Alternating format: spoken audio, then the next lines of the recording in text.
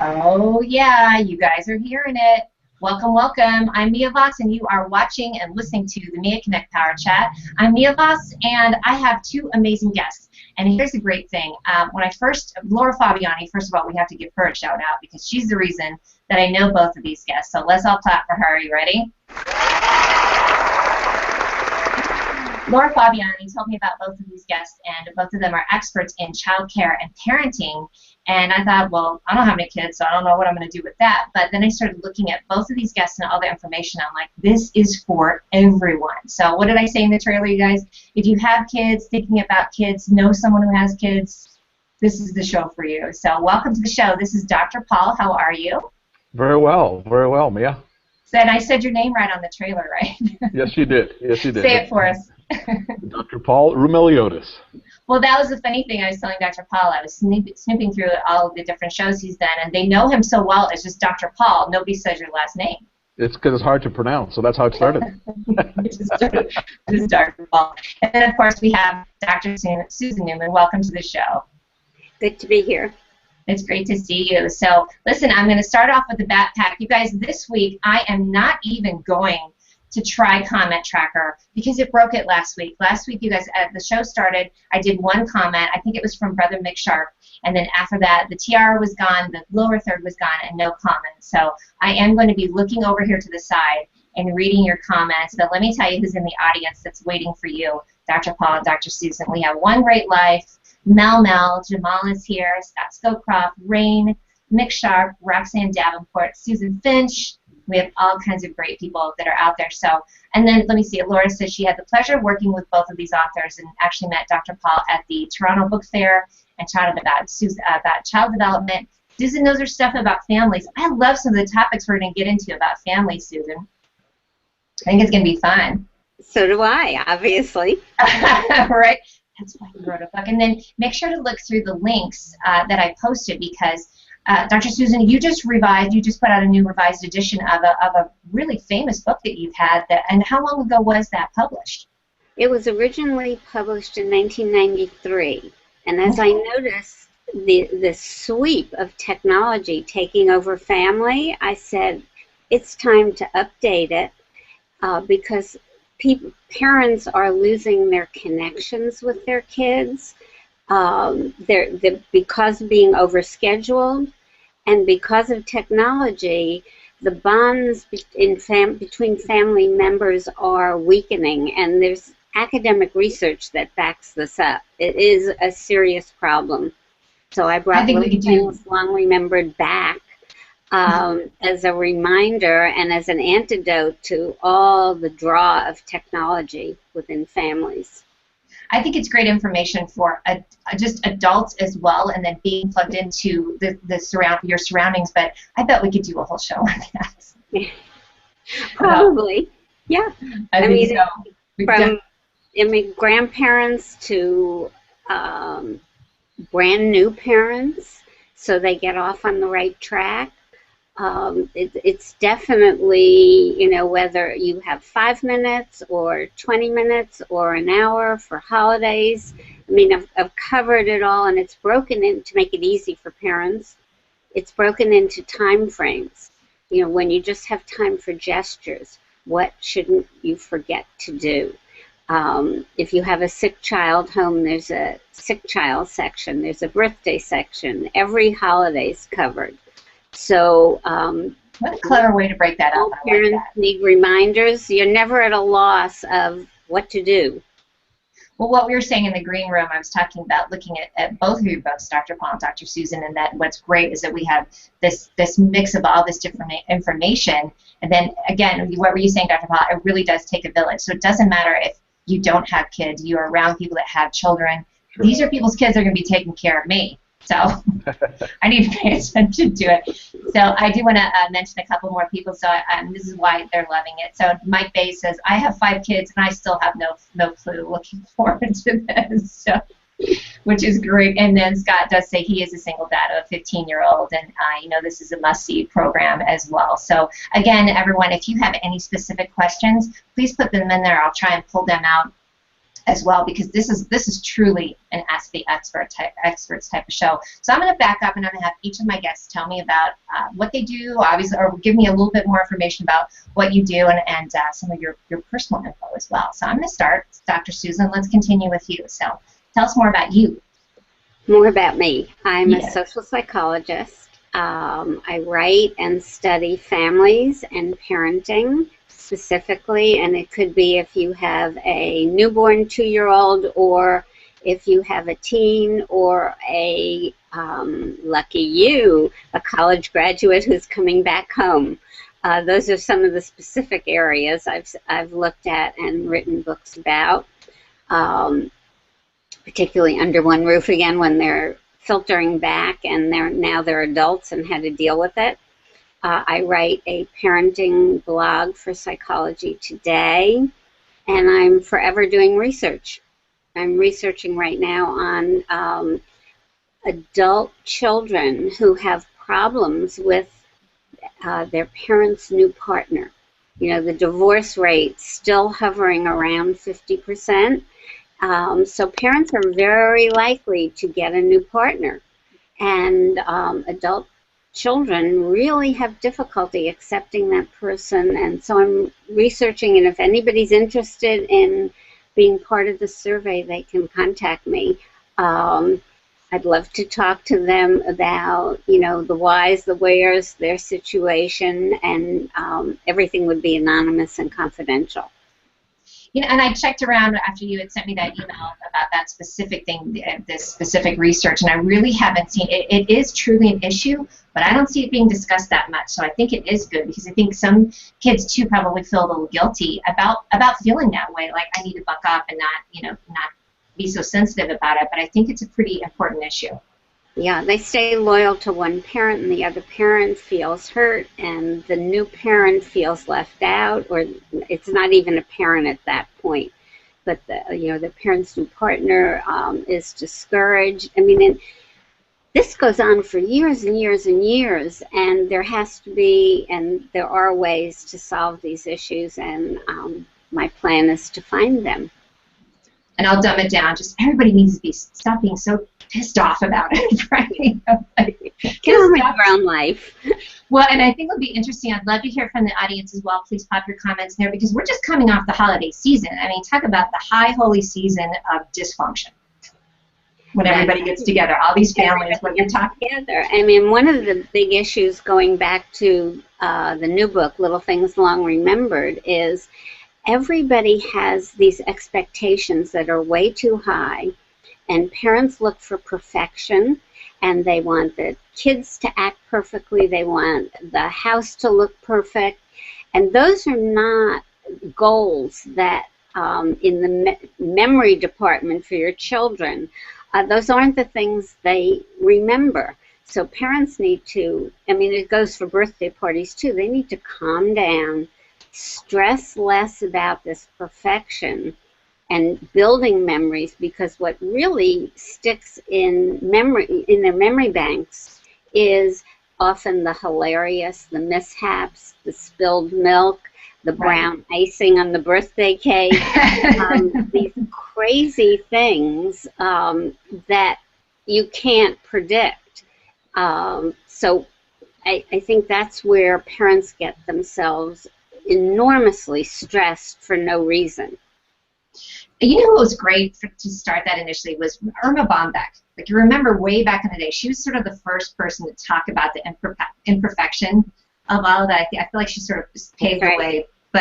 And here's the tough thing, and we're getting into the discussion a little bit, but I think social media makes it even more difficult for people, because you see all these picture-perfect photos, things on all these different social media channels. Everybody's only really posting sort of the perfect stuff, right? And so no one's posting the dog eating the brand new slippers that somebody got.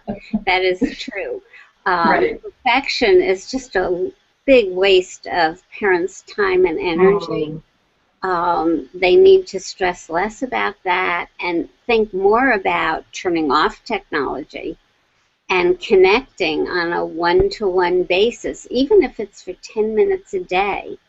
And parents are often the culprits. You're the role model for your child. So if you have your smartphone in your hand 20 of the 24 hours and it's next to your bed when you go to sleep and it's at the dinner table, your children are going to model exactly what you're doing. Absolutely. I mean, the frightening thing about technology to me is that the average age, and I'm sure no one can guess this, that a child is able to use an iPad. Would you like to guess? Oh, it's going to scare me. Yeah, it will. 11 months. What? I was going to go 2. I should have guessed. So and I think, I think I saw you post something. You guys go over and check out Dr. Susan's website, and it showed the picture of the little one, sort of like face almost planted on the iPad. Can't walk, can't talk, but can operate an iPad. So, or at least turn it on and off. So that's telling us something, or telling parents something. I would think it just from the electronic standpoint, the Wi-Fi of this forming brain. And Dr. Paul, I know you'll definitely get into that as well. But that cannot be good for them. I'm going to have to rewind the tape and listen to what you first said when you were talking was about the toughest thing for parents. The best thing they can do is drop perfection. I mean, you just need to drop the mic and walk off the stage with that, because that is sage advice. A couple more comments. Debbie had posted this earlier, Debbie Huntington. She says, can you say military school? She's read some of Dr. Newman's work. It was part of their training as therapeutic foster parents. Wonderful. So, right? There you go. There's your sign. You're on the right path. And Cherylyn is here. Hi, girlfriend. She says she has a 9-year-old boy who struggles with being more intelligent than his peers. Doesn't seem like it'd be an issue, but he expects everyone to keep up with him, and he's easily frustrated when they don't. She also has an 11-year-old daughter who's severely ADHD. Never a dull moment in her house, but you know what? She keeps it real, so kudos to her on that too. Kirstin Hancock, she's a mom of 3 and educator. And if you guys didn't see, I posted a link. Kirstin's company they have a new pacifier that debuted at Consumer Electronics this week. So I saw the link. I will make it a point to go check it out. Oh, I'm such a geek on tech, so I love that too. So, well, thank you for being on the show. We're going to get more into the topics that you brought up. Let's talk about Dr. Paul. You have you're something else. Let me tell you guys, Dr. Paul's resume that has everything where he's appeared, what he's written in, is about 50 pages long. You are the man. So, welcome to the show. Thank you very much, Mia. And the very first online pediatrician, right? Yes, that's right. My career started back in the late 1970s, early 80s, where I paid my way through medical school being a professional musician and producer. And so that sort of jilted my career path into wanting to teach and use media technology to teach parents about child health. And I'm also a pediatrician. And so back in the when I was in medical school and a resident, people called me Dr. Paul because they couldn't call me. They couldn't pronounce my last name. So that's where it was born, actually. And so I realized very quickly, dealing with parents with chronic, of children who had chronic disease, newborns, the whole spectrum of pediatrics, which is sort of, a prenatal to postnatal to adolescent medicine, that one of the major, I think the important things that a pediatrician role was really to educate parents in an anticipatory way. So we called, we had the anticipatory guidance. And I knew very early on that the more parents knew about what to do about their child, whether it's just bringing the child up, in terms of child care, neonatal care, or with, any problem ranging from, ADHD to asthma to any chronic illness, the more they knew, the more comfortable they were. So I coined the term, knowledge is comfort when it comes to your child's health and wellness. Wow. And so I started to create books and videos back in the late 80s, early 90s. And the internet came along, and I figured it would be great to put my content on the internet to reach more people. So in 1995, I was the first, physician in the world to be online on my website, drpaul.com.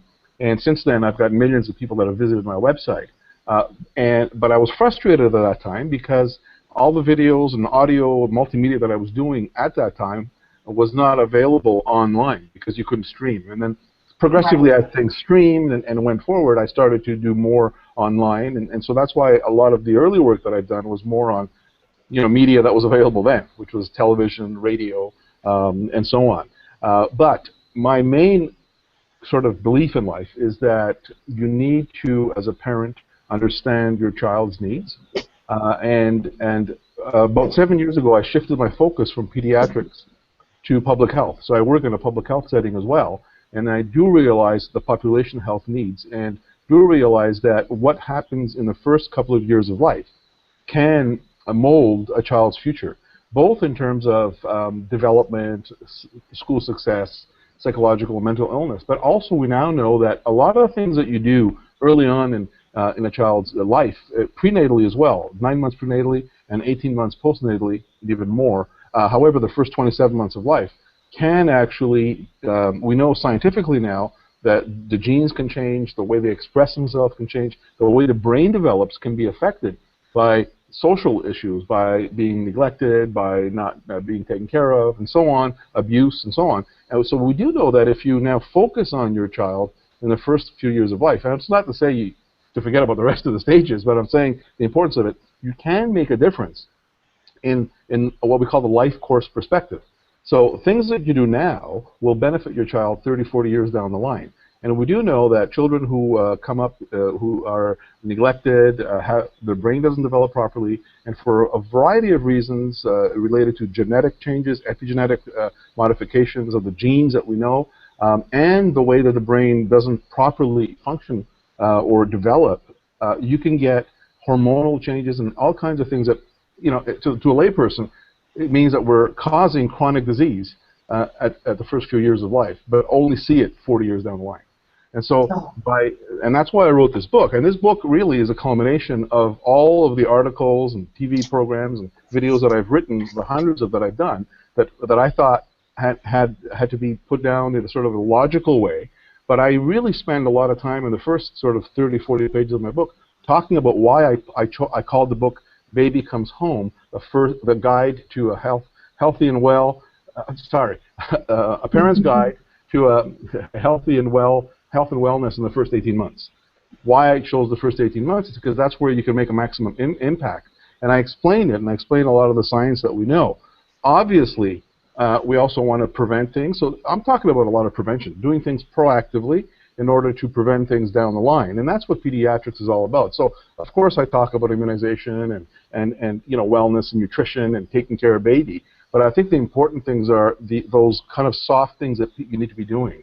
Hug your child. And what I'd like, from the sort of the social point of view and sort of political point of view, if you'd like, I'd like to have a community or a society that allows parents to hug their child. That is very simple. Hug their newborn baby.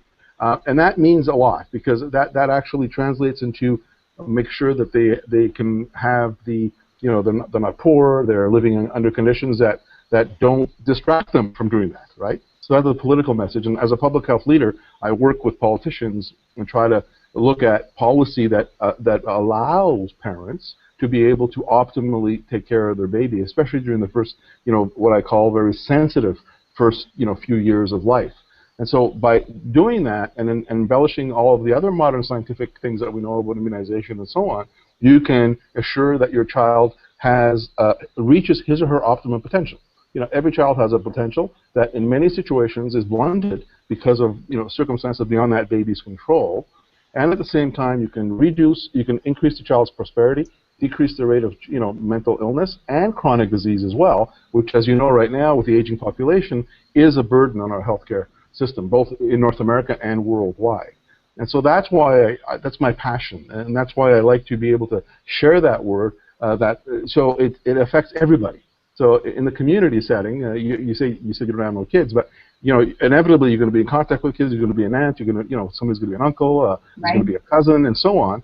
I think it's an important message that babies who are cuddled, who are taken care of early on, that's a very important and I think imperative part of their nurturing, as well as all of the other things. And this is one of the first books that really puts it together, both from the physical point of view. The other thing that I do is because I was an asthma specialist when I was practicing pediatrics.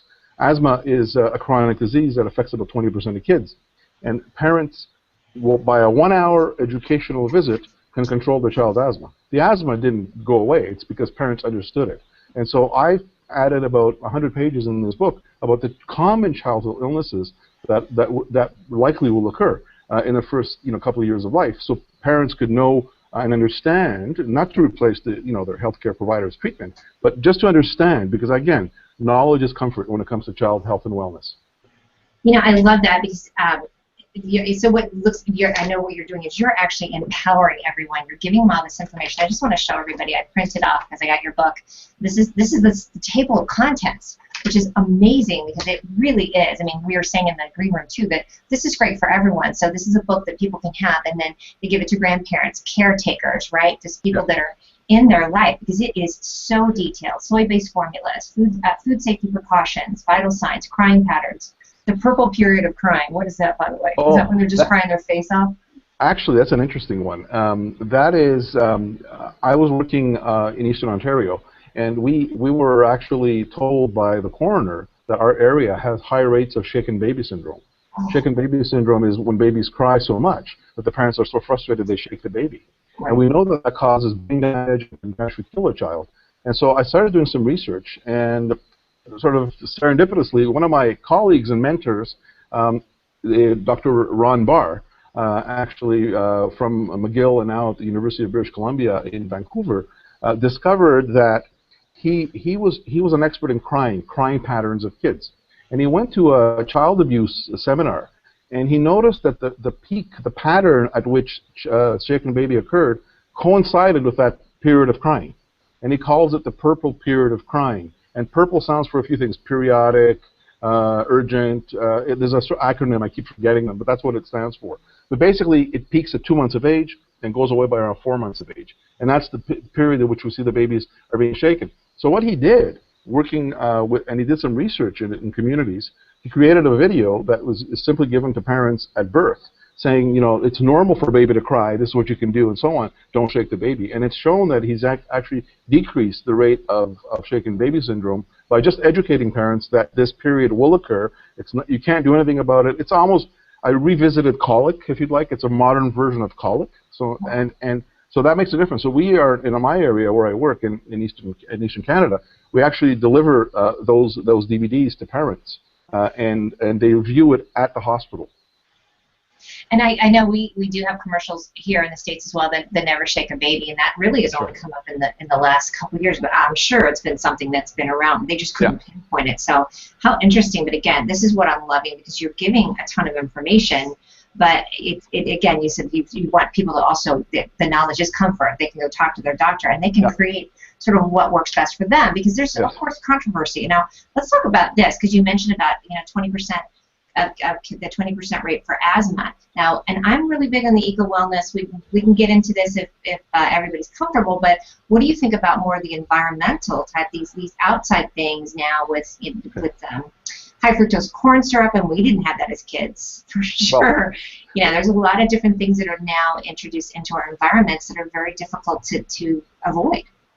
Well, and both of you jump into that, because now we're in the meat of it. So. Well, I'll go ahead and I'll in terms of, if you look at the environmental factors for asthma, for example, we do know that there are environmental factors that do play a role, although there are genetic predispositions. And we know that about 10 to 20% of kids are born with the asthma tendency, if you'd like. And as such, they do have a predisposition. But we do know that if they're exposed to certain, allergens in the air, they will develop asthma more. So that percentage within that range is increased when they're exposed to things. So the sort of indoor things that we see, believe it or not, have nothing to do with environmental fumes. Has to do with cigarette smoke. Cigarette smoke, for example, is a major trigger of asthma in kids. And we know that. And the other thing that we see in kids is dust mites, indoor pollution, where, not indoor pollution, but indoor allergens, if you'd like. Dust mites have actually increased in concentration. Why has it been going on? A, because over the last 30 years, we've become energy conscious, and we've been isolating our homes more. So they're more airtight, and the dust and everything that's in the home, it increases. So we think that it irritates, it actually challenges the babies more. Secondly, what we see is that from the outdoor environment, we certainly, I think, see effects of air pollution. We do know that pollution, if you take a child's cells from his nose, for example, and put sort of a pollutant on it, you will actually incite that cell to become allergic. And so I do believe that external environment plays a role as well. Countries like Indonesia, for example, have terrible pollution and have high rates of asthma as well. So you're born with a tendency, but it doesn't mean that you're going to get it. But the higher you're exposed to both the internal and external environmental factors, the higher your chances are that you're going to develop the asthma. Dr. Susan, jump in on that. Well, where I will jump in, I'll jump back a little bit, is the smoking example that Dr. Paul gave. We, as parents, we are our children's role model, and therefore, whatever we do, dust mites, if we're not keeping the house vacuumed and cleaned, that's not helping our kids. I mean, whatever we're doing as parents, we think our children aren't absorbing it, but they're actually watching every single thing we're doing. There is no question. I used the example before of technology, and when you're using technology all the time, there was a study out of Northwestern University that talked about when parents watch or excessive consumers of TVs, iPads, and any of the streaming devices, their children follow suit exactly. The pattern is the same. And that sort of thing is not good for your kids, because they are going to, other studies confirm that this overwhelming use of media, I mean, some parents are using devices as in place of sitting down and reading their infants and toddlers books. And we know, and Dr. Paul can definitely confirm this, that children's language development is increased not by an iPad, not by lending that child your smartphone, by actually hearing conversations with the parent. And this goes on into the toddler and beyond years.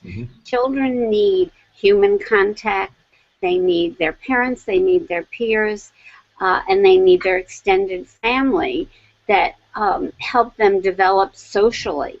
I mean, it is that kind of social involvement that gives them emotional stability, as well as academics, improves their academics, and everything about their lives and their health.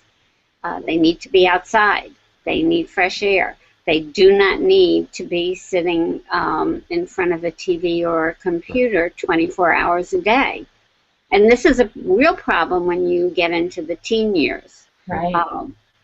We've seen that teens' emotional connection to their parents drops quite markedly when their kids are glued to their iPhones and texting and emailing, and so that's one factor. The other factor is it's the multitasking is not good for the brain, for the developing brain. So, I mean, there's a lot of reasons why we want to minimize or certainly reduce, and of course you can't reduce a child's time on a computer if he's doing his homework, but you can have rules about at 8 o'clock or 10 o'clock, the computer goes off, the cell phone comes out of the bedroom.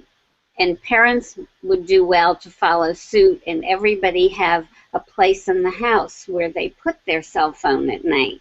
I mean, nobody needs you at 2 o'clock in the morning. You need a cell phone bowl in your house, right? Right. Same thing at your dinner. Yes, Dr. Paul. Yes, Mia, I'd like to comment. Certainly the reading is an issue. I write in my book The Benefits of Reading, and one of the things that was struck me is one of my colleagues brought up a very important fact, that the amount of words a baby listens to, face-to-face, listens to at 3 years of age determines whether or not the child will do well at school. So I really encourage parents to read to their child or talk to their child face-to-face from day one of life. And as a matter of fact, there's a discrepancy between poorer families and richer families in terms of how many words their babies have heard at 3 years of age. And it's in the millions of words less. And it's not only poorer families as well. If you look at the subpopulation of those families, it's families who are well-to-do but are running around, have a couple of jobs, never stay home, and the child is not spoken to, is not stimulated. So it really has to do with human stimulation. And I agree with Dr. Susan. We have lost that human aspect of raising our kids. You know, computers, televisions, iPads, and so on does not replace that one-on-one. It doesn't do the same what's called sculpting effect of the brain, especially in the first couple of years of life. And that's why the American Academy of Pediatrics recommends that children don't be exposed to those things before 2 years of age anyway.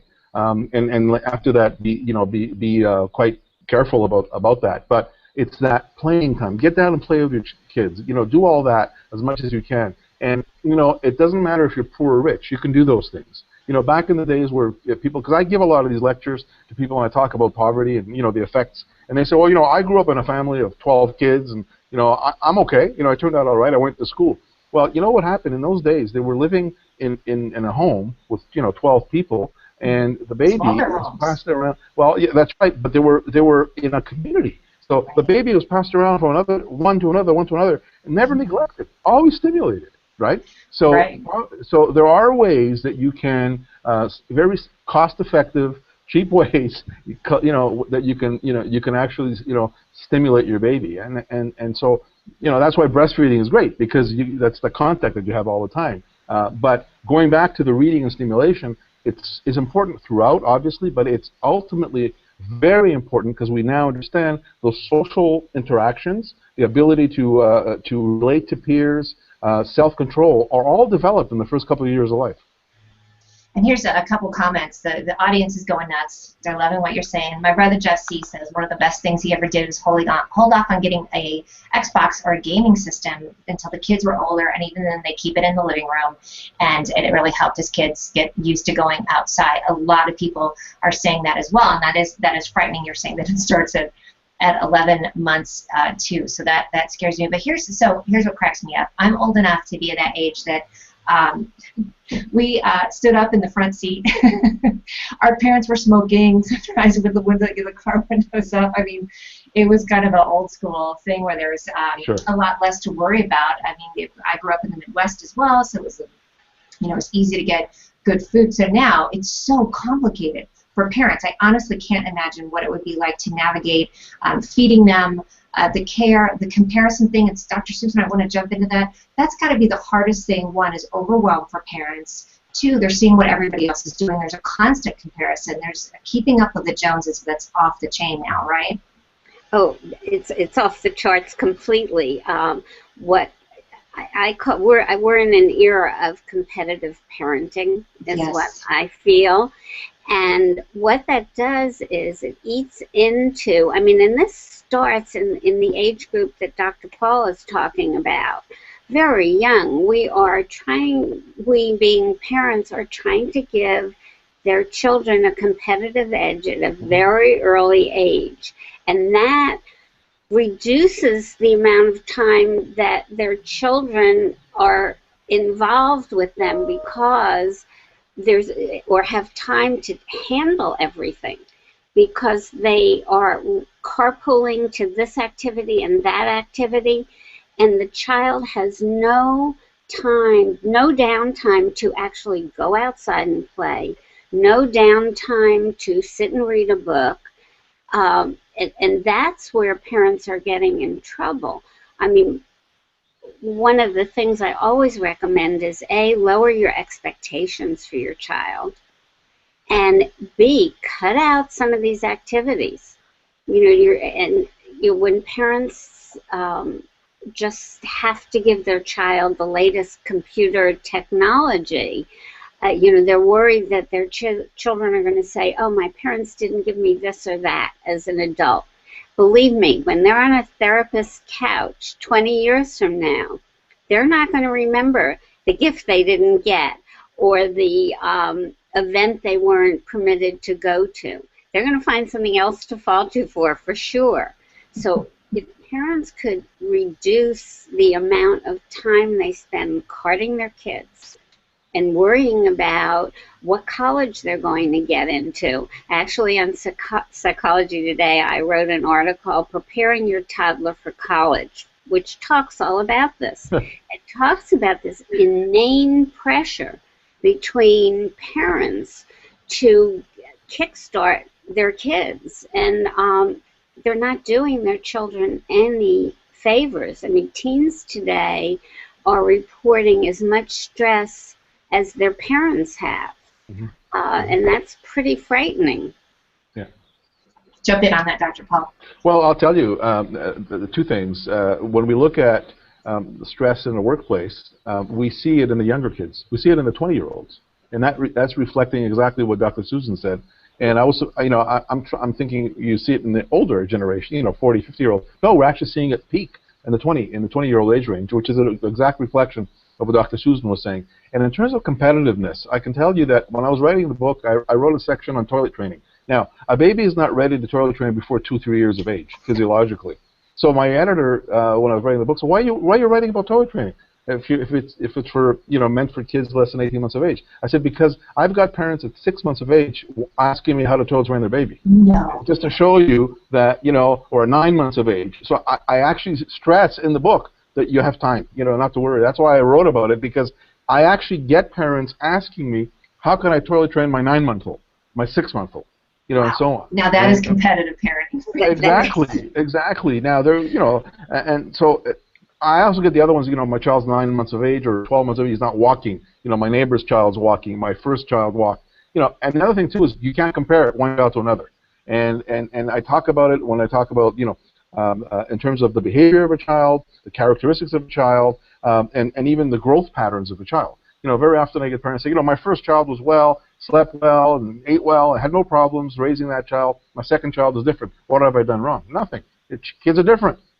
People are different. And this has to be the hardest thing, right? Of just the expectation. And Dr. Susan, thank you so much for that, of starting that part of the conversation of just letting everybody just take a step back, right, and not have it be so much. And I would think that it seems to be getting younger and younger now that that the kids have all these things to do, but I would see it sounds like 10, 11, 12 is when they really start hitting the gas, right? Of there's so many things that parents, you're right, are just carting kids around all the time. Yeah, there's so much pressure. But back to the toilet training for just a minute. Yeah, let's go back to that one. That is great. I love that one. When my son was not toilet trained, and they wouldn't take him into nursery school if he got toilet trained, my husband was beside himself, and I said, calm down, he'll get there. He's not going to college in diapers, I promise you. And he did it himself, when he was quite ready. But even the nursery schools put pressure on parents to get them to go ahead and get your child toilet trained before that child's ready. And you're right, Mia, as we get into 10, 11, 12-year-olds, the pressure becomes so intense. There's so much homework. There are so many after-school activities. If you're on a travel soccer team, for example, and you're on the travel soccer team, the town soccer team, and you may play for your school, when is there time to get that homework done? And that affects eating and eating habits. Kids are eating peanut butter and jelly on the back seat of the car. So that goes to, well, when do we have dinner? So dinner, everybody talks about how important dinner is, but it isn't even the food as much as the time to talk. And what many studies have repeated is that if you have dinner 3 to 4 nights a week, your children are much less likely to abuse alcohol, use marijuana, and engage in risky behavior. So it isn't, everyone talks about diet and food and health. There are bigger issues involved with carving out that time to have dinner together. In the long run, it's going to pay off. And leave your cell phones out of the dining room. I agree. I just posted last week on my Twitter. a study that actually confirmed that. They actually looked at, did a survey of mothers using cell phones at the table, at the dinner table. And it did show that it really interfered with their bonding and so on. And so we do know that. And as a result of all this busy running around, we're actually looking at the family dinner table time not there anymore. And so that is a sacred time as far as I'm concerned. That should be something that the parents strive for, because as Dr. Susan said, there are many psychological benefits to the family, to bonding, and to learning and discussing and all those things. That's a really good time to do it. But we also know that is also contributing to childhood obesity, which, as you know, childhood obesity is on the rise. And one of the things that we see is this correlation with several things. Number one, watching more than 2 hours of things on a screen a day is correlated with higher BMI rates, which is a measure of overweightness. And number two, we also know that all of the lack of family bonding, families that tend to eat together tend to have less overweightness, less overweight kids. And so it contributes to that. And so it's not surprising that we're sedentary. We're, everybody's, sitting down watching a screen or television. And at the same time, we're too busy to prepare that family meal. So we're going out and getting fast food, processed food. And hence, here you go. There's your obesity epidemic. There's one other aspect to that. When you go out to eat, just continuing Dr. Paul's thoughts, when you go out to eat, a parent, especially parents with young children, their tendency is to hand over the smartphone, the iPad, and so the children are busy. And there was a study done about a year ago that showed the children were worse behaved when they had all this equipment and their parents weren't paying any attention to them, because in fact what they really wanted was their parents' attention. And so that's good for caretakers to know. I mean, just trying to amuse the child with a device is not helping the child in many instances. And a group of teens were asked, what they found objectionable about technology. And they also, the first study was with younger children. This one was teenagers. They were trying. They really want their parents' attention, and it's hard to get. I read a book recently called The 5 Love Languages, and it's interesting. It's about relationships, but they had at the end of the book, which I thought was kind of cool, of figuring out what your child's love language is. Is it quality time? Is it acts of service? Is it buying gifts? Like figuring out what it is that they really love. So I thought that was kind of interesting. It sounds like you're moving towards that as well, or you're talking about that too, of like just spending time with the kids, figuring out what it is that they like too. You can play to that as well. But the biggest thing I'm catching to is unplugging. Is the unplugging. Yes, and also when you're playing with your children. Being engaged, right? Like, one of the things I talk about in Little Things Long Remembered is that if you're playing a game with your children that you really can't stand, that you don't like, they're going to know it. So when you play with them, they're very sensitive to their parents' feelings. When you are playing with them, choose games that you, at a bare minimum, can tolerate, because they will know that. If Monopoly's not your thing, go for a quick game of Chutes and Ladders. That's a great advice, too. I love that. And Elaine is in the audience. Hi, Elaine Neiberding. She says, yes, reading with the kids. And I'm speaking of this, and she actually nails it. Real books.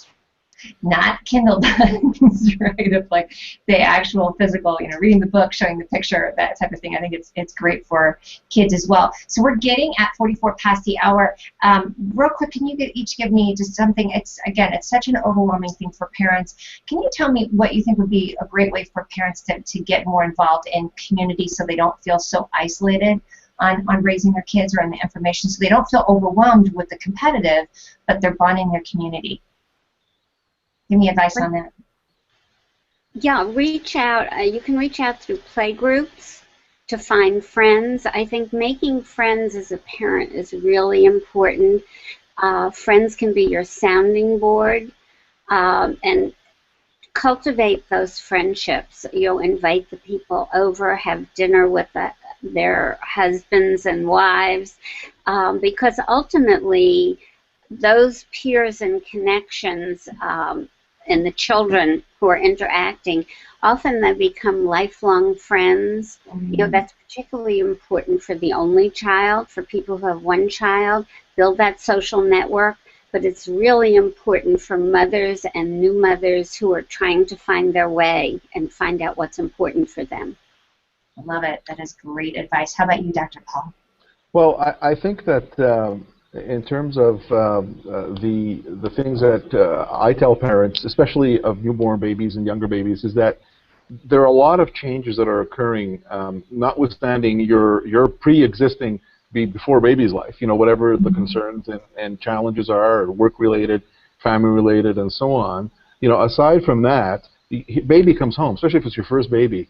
Baby comes home, you don't know what to do with the baby, you're challenged, you don't know the baby's routines, and so on. So I would advise those parents to read ahead, look as much information, speak to their healthcare practitioner, or speak to their, you know, group peers or other mothers and, you know, and cousins or uncles who've had kids in the past, so to kind of see what they can expect, what's normal or not, because they're kind of overwhelmed with trying to figure out the baby, and that's very hard.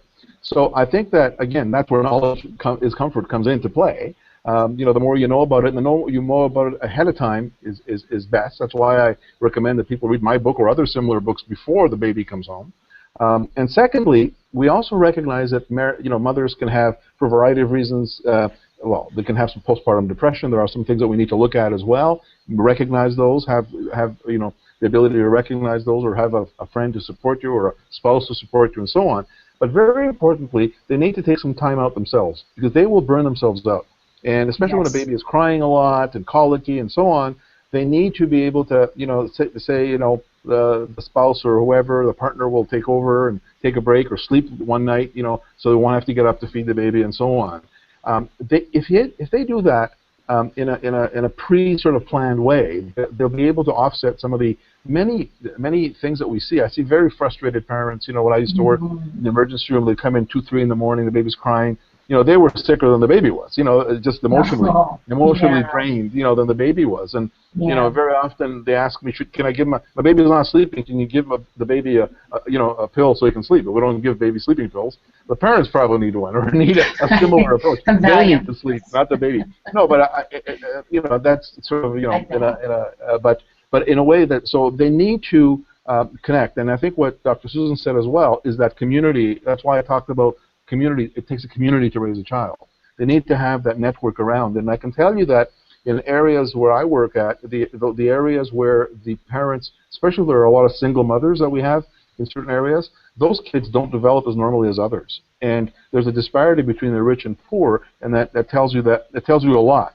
If you go to areas like Sweden, Norway, where they have an ability to really prevent, teach, support the mothers and the parents, their kids don't have any developmental delays as compared to other kids, you know, poor versus rich. And so there needs to be, that's why I keep saying it's the community. It's everybody around you that can support you. And as a parent, you know, get to know your child, empower yourself, but also recognize your limitations and seek help. And one more thing, and then can I add one thing to that? Yes. As your child gets older and you know what you're doing, beware of other parents who are telling you you're doing something wrong, or you have completely different parenting styles. Go with what you feel is right for your child, and don't be pressured or bullied into changing what you feel in your heart is the exact right thing to do for your child, because as Dr. Paul said, and we all know, every child is an individual and different. Yeah. That's perfect, and that segues in what I was going to say. Thank you for saying that, because I love what you have a link, so go over to Susan's website, The Book of No, 250 Ways to Say It and Mean It and Stop People-Pleasing Forever. Perfect segue for that. Talk about that real quick, and then we're going to wrap up, because this is what you guys are talking about, this one again, not bullying, not doing things of, and this is great for everybody. I'm going to read that book, because I told you I took the test and was like, fail. But I think I'm pretty good. But I looked at it, I'm like, I said there is a test on the Book of No website that everybody should take, because you're going to realize that your mother, your mother-in-law, your best friend, co-workers are taking advantage of you if you don't have the ability to draw some lines and learn how to say, gee, I'd really like to help you out, but I can't do that today, or I can't do that next week. And if you are helping someone, define the amount of time you have available. And it's divided into family, work, personal life, even these odd people like your hairdresser who tell you, we need to cut off all that hair today.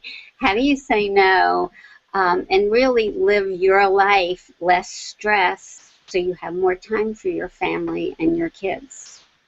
Thank you so much for putting that together, by the way, because I think it is such a great key. So you have all the information that Dr. Paul has in his book. Dr. Susan has tons of articles and books, and then you add in the thing you can do to take care of yourself, because you do get, I mean, that's the thing I get from just seeing so much on parenting and on social media, that it can be incredibly overwhelming. Definitely. All right, you guys ready for the segue? Everybody in the audience knows what it's going to be. But I do this section called What's On. And sometimes I do What's on the Bottom, and I make people show what they're wearing on the bottom. But I want to know, because you two are such smarty pants, what's on your reading list? What's on our, pardon? Or what? On your reading list. What's on your to-read list, or what are you reading right now, since you're both authors?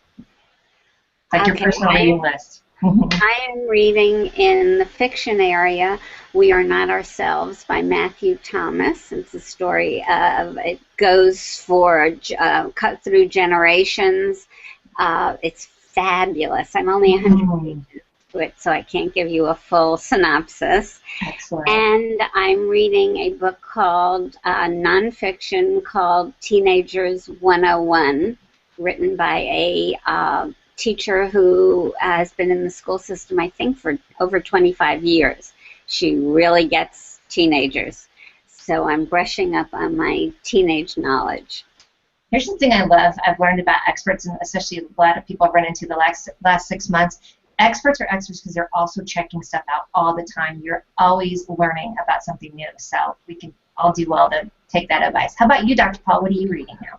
Well, right now I'm reading several journal articles actually around the new science of epigenetics and how the early life changes and some of the social aspects of that. And so it's a lot of our journals and articles, not one specific text that talks about it. The text that I'm reading has nothing to do with what we're talking about. It has to do with the story of Led Zeppelin. And it's a great book that I got for Christmas. It's a fascinating story about the group Led Zeppelin. I'm a rocker at heart, so that was my favorite band, and I read that because you need to have both sides of your brain working. Okay, did anybody expect that one? No, I don't think so. That's right. Can you tell us real quick? I know you have a little bit of a diverse background. Tell us what else you do in your spare time. What else me? I do? Go ahead.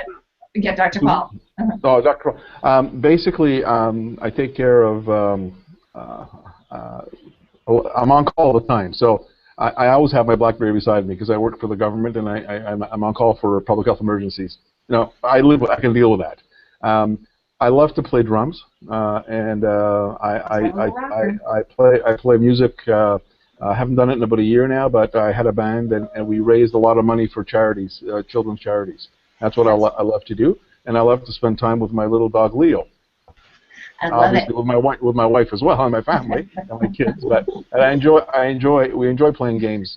My kids are young adults, still living at home, going to school, and we play games and have dinner together, and I think it's very important, and I think it's good modeling for them.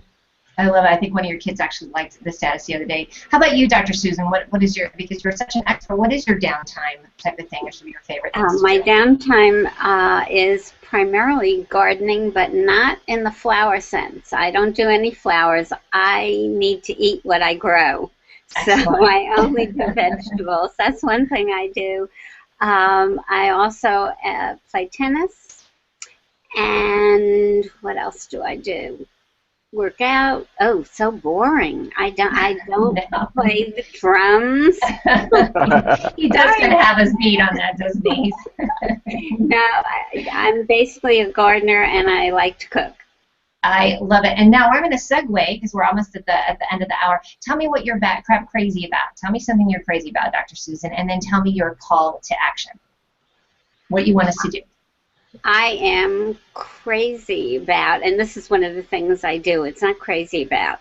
I work with abused and neglected children, and I think we all need to pay more attention to how many children are suffering and help as much as we can. And I think more people, it's called, the organization is called CASA in some states and Guardian Ad Litems in other states. And as many people as can volunteer, you get one case at a time, and I really believe that is helping so many children who otherwise don't really have a good shot at getting out in the world and being successful. And that's one way we can do it, and that's probably what I'm most passionate about. Oh, you are bat crap crazy about that in a good way. Thank you for saying that, because I was thinking of that when you were both talking. And these are just, you know, empowering parents with their kids, but their generations and tons of kids out there, foster kids, like some of our audience had said, that do not have this. So, yeah, I agree. Get out there and mentor, foster, volunteer, whatever you can do. So thank you for that. And then everyone needs to go to, is it Dr. Susan Newman, PhD? Or Susan Newman, PhD. You have a ton of information on your website. So y'all get yourself over there, and it's not just about kids. It is everything. It looks, you have marriage advice, parenting advice, all kind. Yeah, jiggly thighs, six-pack abs, and media girls. That's one of your things on there. I love that. So thank you so much for coming on the show. I so appreciate all the information you've given to us today. Thank you. Thank you. And how about you, Dr. Paul? What are you bat crap crazy about? What do you want us to go do? Well, I'll tell you, I'm bat crap crazy about the fact that 20% of kids in North America, if not more in certain areas, live in poverty. And a lot of them don't even have breakfast, you know, go to school on an empty stomach. And I'm very passionate about that. And I do believe that it's a societal thing, and it's a call to action for everybody to help in any way they can, either to, you know, help the charities that feed these kids, but also at a larger scale to be able to, you know, speak to government, look at policies and so on, to be able to eradicate childhood poverty in North America. You know, we don't spend the money that we need to support our kids in North America. I'm talking Canada and the United States, and it's just devastating, the effects of poverty, because, as I said, and especially in a child. So when I give a talk on poverty, I did give it through childhood development lens and show the effects, the long-term effects. And so I think as a society, we need to not tolerate poverty. Get engaged, party people. It's right in your backyard, and it's what community is all about. If we can raise the consciousness level for all of our community, it's a better place to be. I do want to make a quick comment that our brother Tom Collins has joined late to the party, and he wanted to know if we have any advice for grandparenting. So, Tom, I'm going to have both of our experts pop in on the comments, because that is a great question as well. But I'm loving it. I think everything that was discussed today can be used for parents, grandparents, aunts, brothers, sisters, everything. So I really appreciate it. So that's it for us. I have Dr. Paul Roumeliotis. See, I almost got it. And Dr. Susan Newman, who really brought the get or learn on today. So I appreciate you both. Thank you so much, everyone. See you later. Bye.